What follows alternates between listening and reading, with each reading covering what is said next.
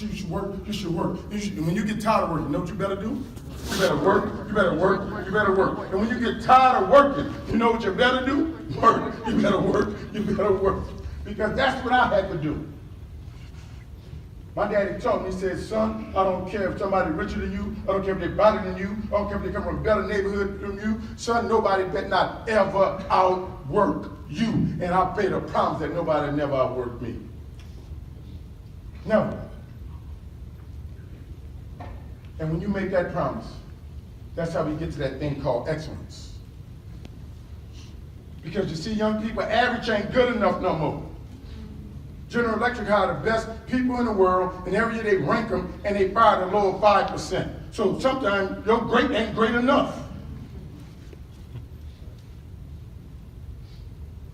And when you look at the population at NASA, we've been talking about this at NASA for the last 10 to 20 years, that 50% of our population are going to retire in the next 20 to 30 years, the next 10 to 20 years, and so we have to deprive them and get all this knowledge out of their head into the next generation. So we need you to come here and learn all that you can learn as fast as you can learn so that you can be the next explorers and people going to Mars. I live in New Orleans where they're building the space launch system and the Orion system. I'm over there all the time, talking about how can we get more kids in here to see the possibilities and always and believe in a mission. Mission first, but people always. And when we understand that, we'll do better by people. I am where I am because of the people in my life. There's three things you got to remember. There's three things that you need to be successful in this world and in life. The first thing is skill set. You need a skill set. In the 21st century, you got to have skills to pay the bills. The man or woman who doesn't have skills, ask people how much they pay. The man or woman who does have skills, tell people how much they charge. In America, we need more people with skills so you can tell people like NASA how much you charge. Now, you may not get it, but if you believe in a mission, there's a place for you to come to help America remain where it should be. Skill set. You gotta have skills. And you should work at those skills every day. And you should improve those skills every day. We gotta be lifelong learners. Alvin Toffler said the illiterate of the 21st century won't be he or she who cannot read and write. It will be he or she who cannot learn, unlearn, and relearn. So the stuff you learn now may be obsolete in the next 3 to 4 years. So you got to develop yourself such that you can learn even more knowledge and grow as a person and as a scholar and as a scientist and an engineer. That's the type of person we need here. After you get your skill set, you got to have some assets. Whenever I talk about assets, people think I'm talking about money. We're going to screw this thing up in America. See, there's two types of wealth. There's two types of wealth in the world. The first type of wealth that we always get hooked up on is money. Creating wealth through money. And that's the lowest form. The highest form of wealth is making a difference. And I can prove it to you because they got billionaires in the grave and nobody know their name. But yet still, men and women like this man, men and women like Kennedy have done things and died poor, or died with meaner assets, but yet still, they go to the grave and we know their names. That's why every rich person you know, and I know some wealthy people, know what they're trying to do before they die. They're trying to make a difference. But everybody who show up here every day can go home every day knowing that they are making a difference. And that's what's missing in America. We got too many people chasing money, but not enough people chasing purpose.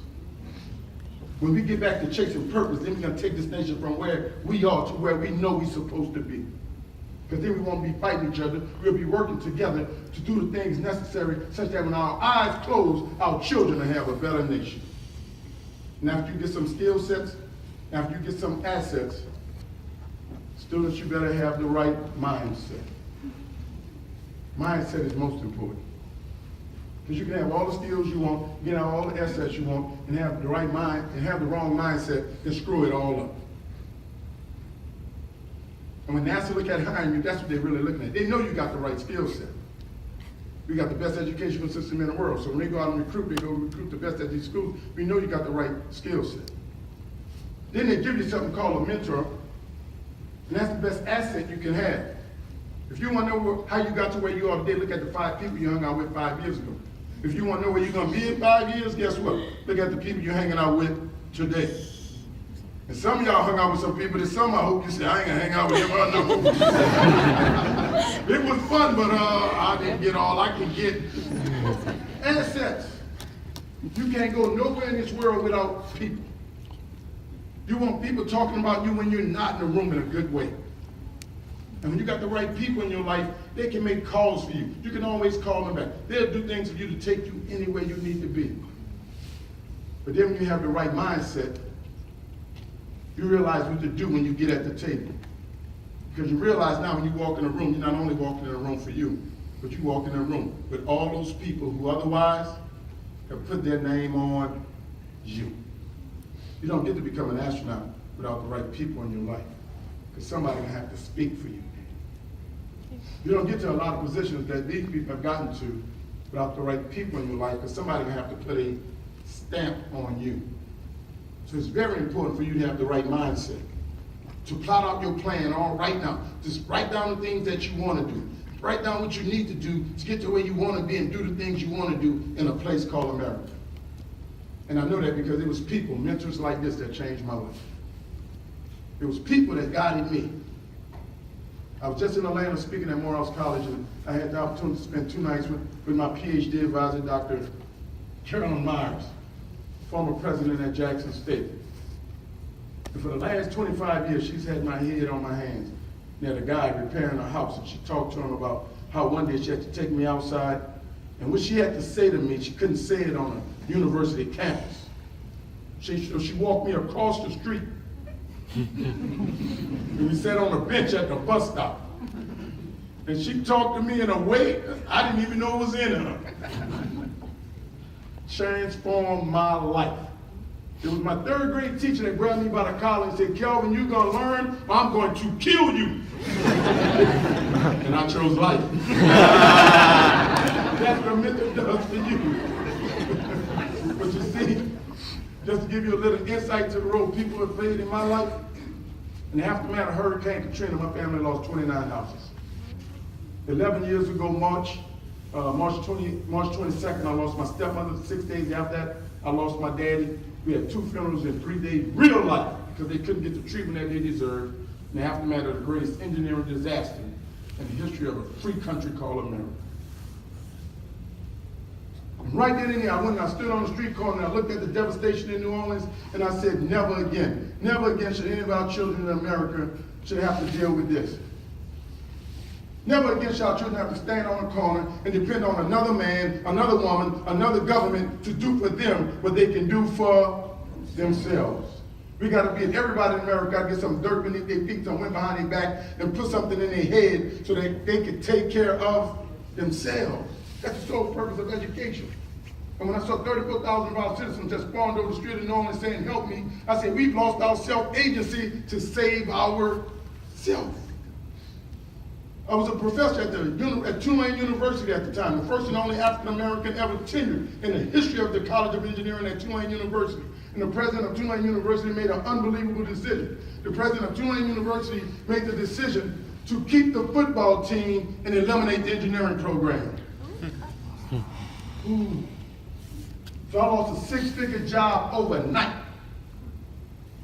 And my buddy was a football coach, and he called me and he said, "Doc, who'd ever thought I'd still be here coaching football and you would be gone as a tenured faculty member?" I said, "Oh man, don't worry about that." I said, "Maybe the young men in the inner city are getting it right." He said, "What you mean?" I said, "Maybe I should have been doing wind sprints when I was studying calculus." Because the message that the president of Tulane University sent to those children in New Orleans is a message that many big universities are sending to men and women all over this country.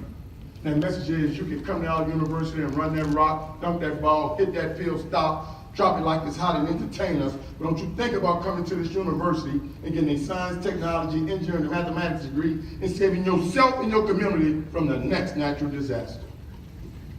And that's why now young men, especially from urban, underserved areas, got a better chance of getting into the University of Michigan and playing that football than getting into the engineering program.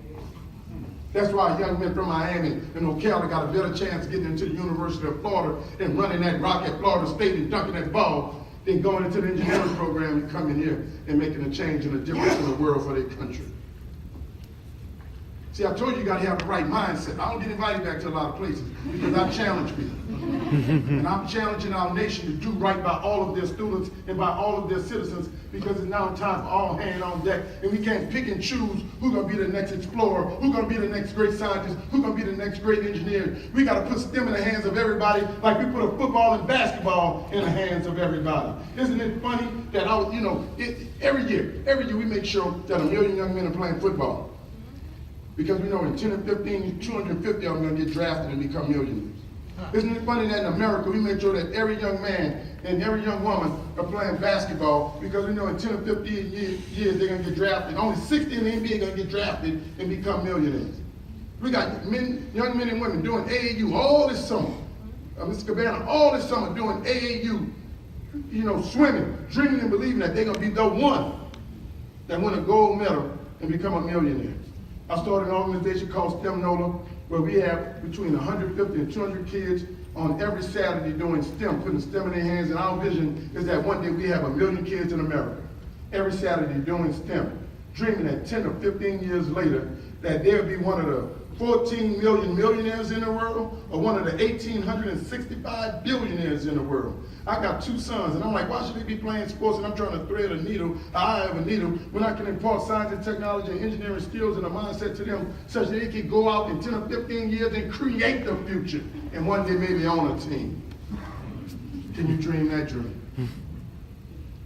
Can you be the one to come in, create the next transformative vehicle to go to parts unknown in outer space? Do you have that dream? Because growing up in New Orleans, I had big dreams. But I had big dreams, but I didn't have access. I had big dreams, but my mom and daddy didn't have access.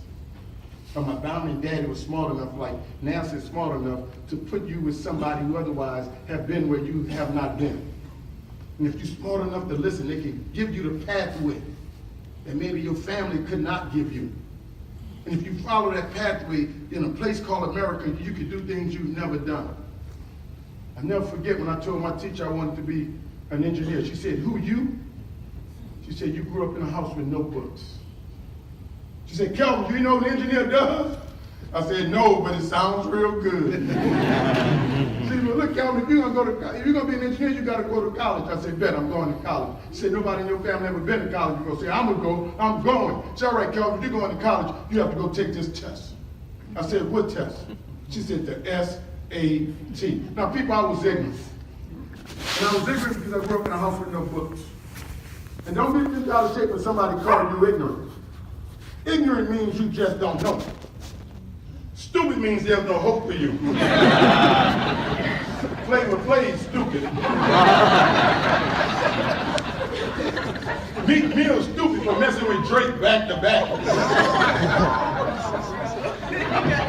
Some of y'all got it.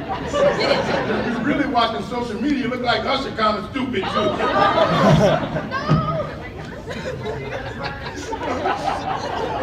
You know Wayne State, I knew you were going to get it. Detroit, 313. I was just ignorant. I was so ignorant when they told me to go take the SAT. I thought SAT meant Saturday. And then I knew it meant Saturday because then they told me the test was on Saturday. Genius! I'll never forget that night before the exam. I took my little girlfriend to the game to support our team. After the game, we took a little dance to get our boogie on. And after the dance, I took her home and I got up on Saturday morning to take my Saturday test. And when I showed up, the students like you who had been preparing for this day, you realized it was very, very important.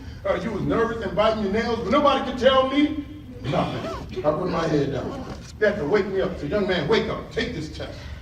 Hey, they said, take this test. And they gave me that test. And I looked at that test, and I didn't know that word, this to that word, this to that word, this to that word. Whoa! Y'all know what we do on those tests when we don't know what we're supposed to know. I start going A, B, C, D, B, C, B, A, B, C. Whoa, I better change this thing up. C, B, C, B. Y'all know, all y'all got to college. I can see it all in y'all. I know my kind. I looked around.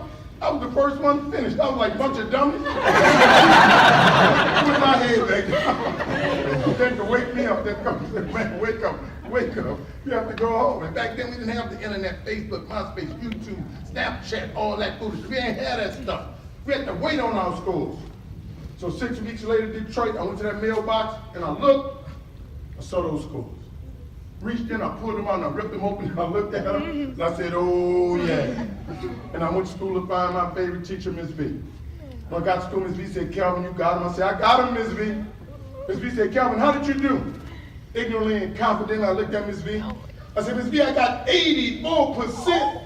She said, Calvin, 84% on an SAT? That's unbelievable, Calvin. Especially for you.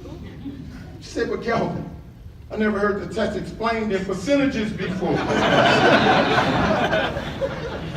She said, Calvin, what's your raw score? What's your total score? Ignorantly and confidently, DeAndre, I looked at her and I screamed 840. And she said, no, boy, you got some issues. She said, the test is not out of 1,000. The test is out of 1,600. You don't have 84%. You have 50%. You have to go take that test again. You know, now that's Saturday test. I was taking my Friday test. See, I was ignorant. But you see, Miss V understood what my mom understood. What the whole community understands. And that is man cannot create a test to measure what's inside of you if you're willing to work towards it. She said, Calvin, if you want to be an engineer, there's a college recruitment fair at the New Orleans Superdome next Saturday. Don't let anybody stand in your way. And the next Saturday I went down to the Superdome, I kicked the door open. When I walked in, the first table I saw was the Georgia Tech engineers. It's like divine intervention. I want to be an engineer, and I see Georgia Tech. Went over to the Georgia Tech table, and the guy at Georgia Tech said, man, what can I do for you? He said, man, I'd like to be an engineer. He said, you came to the right place. You're the Ramley Record from Georgia Tech, and heck, the engineers. I was like, yeah. He said, son, what's your SAT score? Ignorantly and confidently looked at him, and I screamed 840. He was shaking his head. He said, boy, you can't come to our school. He wouldn't even give me an application. But you see, what that taught me is that just because the school ranked #1, it doesn't mean it's #1 for you. You got to go and find a school that otherwise can take you where you are, mentor you, and help you become that which you need to become. I work for the National Nuclear Security Agency. I work for the National Security Agency. I work for the security apparatus in this country, consulting them on recruiting talent. And I never forget, I know there's a day and a time and a place when you know you lose a contract. And I was presenting, and when I said what I said then, I knew I lost that contract, Mr. Kuban. I was in a room full of SES, and they were like, we can't find minority and women. I said, really? I said, where are you looking? I said, because my grandmother taught me if you're looking for a buffalo, don't go to a petting zoo. And they list the top 10 schools. They said, we recruit at the top 10 schools. They list all of them. Boom, boom, boom, boom. I said, that's interesting. I said, why do y'all recruit there? They said, we recruit there because the best students go there. I said, the best students go to these schools? They said, yes. I said, okay, by show of hands, how many of you all attended one of these schools? I saw my money just going away. That's fine. Because in America, we don't know where the best students are. That's why we gotta make sure all our kids get exposed to this thing called science, technology, and mathematics, because we don't know where the next genius is coming from. Matter of fact, if you read Outlines by Malcolm Gladwell, he did a correlation between the Nobel Prize winners in science and the best schools, and there was no correlation at all. None. You're the best. Don't let anybody tell you differently. And you work every night to be better the next day. George Tick said you can't come here, so he just pushed me over to a guy at the table. That table in the corner, and that's got a nice skirt on the table. He said, go over there. That guy at the table didn't even have a skirt on the table. Now I went to that table, and the guy said, what can I do for you? I said, man, I don't know, that dude over there told me to come over here. He said, what you want to be? I said, I want to be an engineer. He said, you came to the right place. He said, what's your SAT score? I said, he said, no, I need those scores. I said, I can dance. He said, no, I need those scores. This time I whispered, I said, hey, boy. He was shaking his head. He said, son, you're a diamond in the rough, but a diamond show nothing. Sign right here and come to Morehouse. We'll make you into a doctor. We'll make you into a lawyer. We'll make you into a lawyer. In 1985, I went to Morehouse College.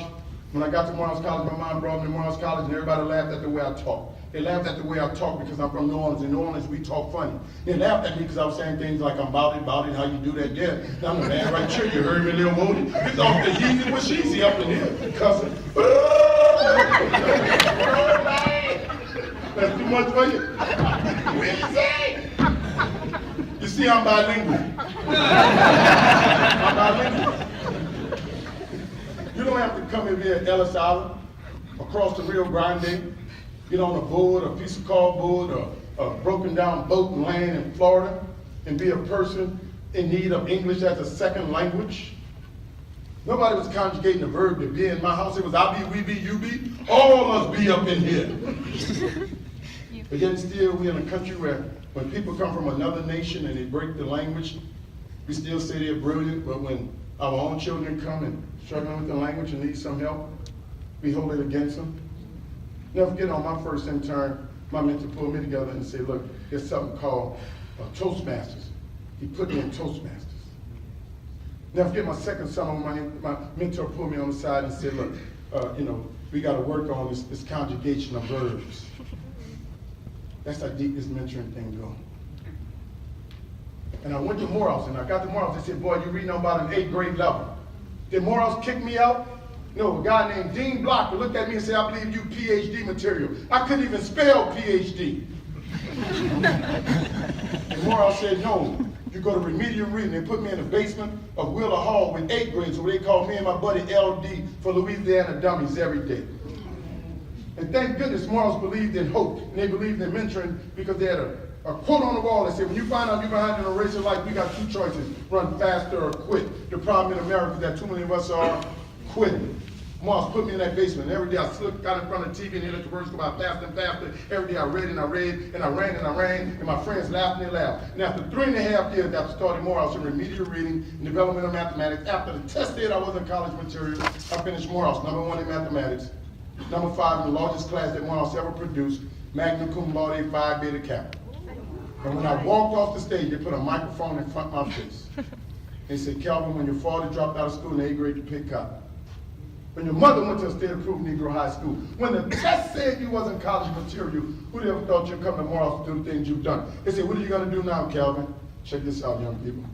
I said, you know what? They said what? I said, man, I'm going to Georgia Tech. You know, $1.50 bus ride. Don't allow anybody to stand in the way of your dreams. Not your race, not your sex, not your crazy mama, your distant gone daddy, or silly, stupid brother. Don't let nobody stand between you and what you want to accomplish in this free country called America. 2 weeks later, I started Georgia Tech School. They said I was never supposed to be at. 18 months later, I finished my second undergraduate degree of BS in mechanical engineering. 2 degrees in 5 years to the inner city ghetto kid from Backtown, Kirktown, who they said never should have been in college in the first place. Don't get it twisted. I'm not talking about the greatness in me. I'm talking about the greatness in every last one of you. 2 years after that, I got a master's in mechanical engineering. 3 degrees in 7 years. And 4 years after that, in 1996, I became one of 11 African Americans in the country that year to receive a Ph.D. in mechanical engineering. Now, NASA Kennedy, mentors and mentees. I didn't come here to brag. I came here today to tell you that story. Story of the power of people working together and supporting each other to let you know that each and every one of us has been impregnated with something so great, such that if we give birth to it, it'll make Bill Gates look like a midget and the annals of history. But yet still, too many of us have committed to having abortions on our dreams. We need you to adopt a life of purpose. Don't get swayed by what the world trying to offer you when you know there's something inside of you you want to do, and you can do it right here at NASA. The country needs you, NASA needs you. But it only comes with a commitment to excellence, but more so a commitment to purpose, the mission, what we trying to accomplish as a nation. And it's funny, every morning I had to run out here and talk to my sons going to school. My sons have been to Kennedy 4 times. They've met like 6 astronauts. They're always telling their friends, I'm an astronaut. They're like, how do you know it? Because I take them to all these places. That's privilege. But I got a little brother. And every morning I try to talk to my little brother when I can.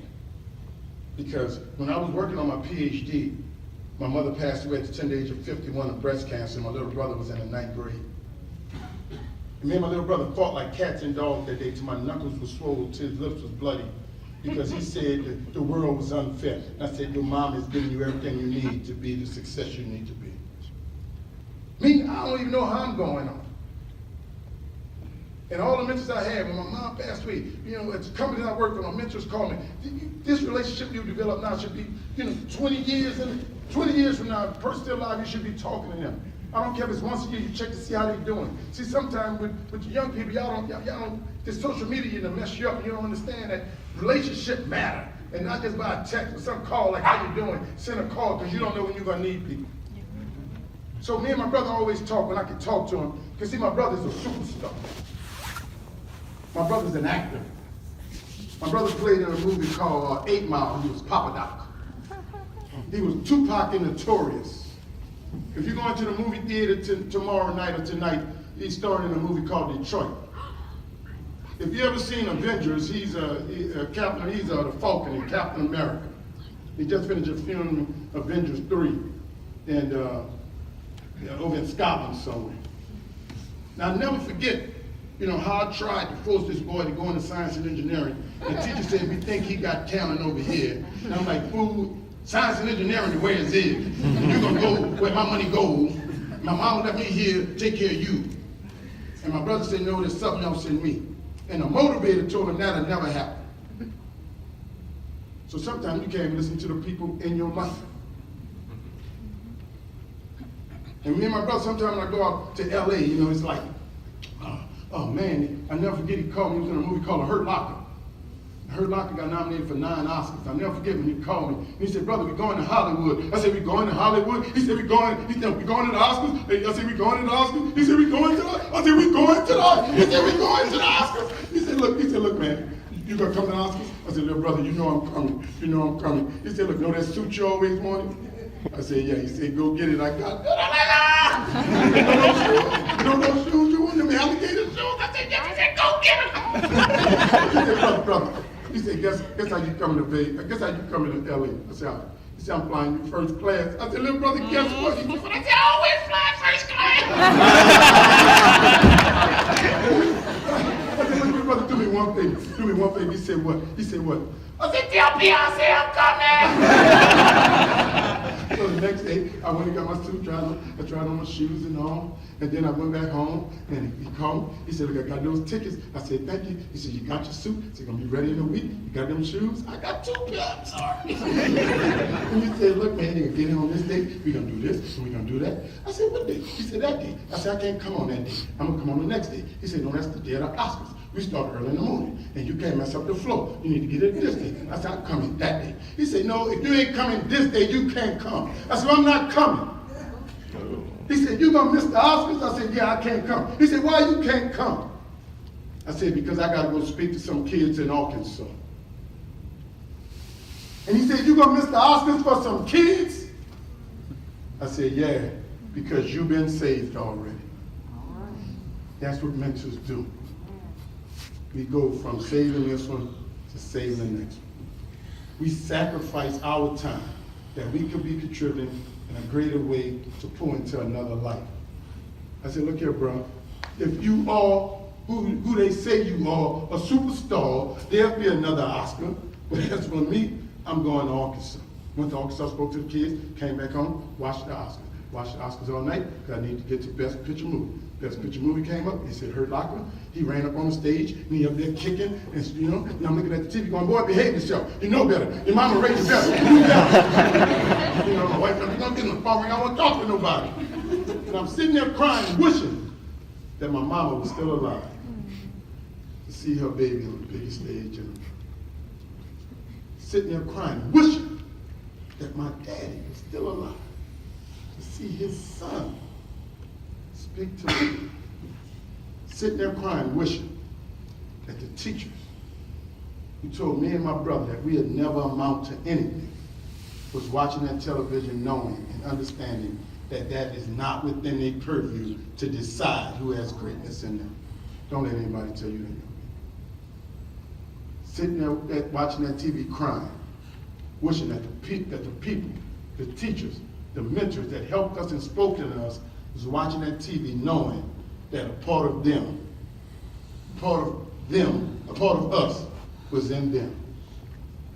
That's what mentoring is about. Helping people with nothing else in return, just helping them achieve what we call the American dream. We're not here to play the dream of drift. We have hard work to do and loads to live.